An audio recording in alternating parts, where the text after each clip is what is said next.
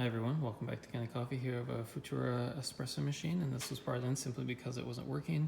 We had found that the pump was seized.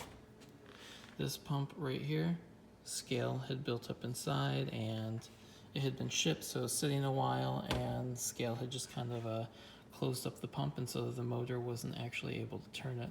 So we replaced it, and now the machine fills and it's able to pump water once again, and we also descaled it for good measure.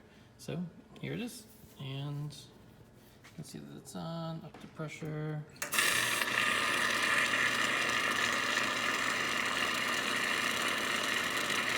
Everything up because it's hot, so it's a little steamy at first.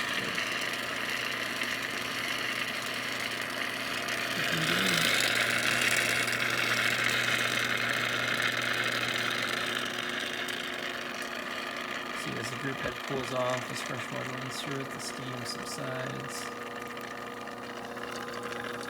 And the flow is just alright.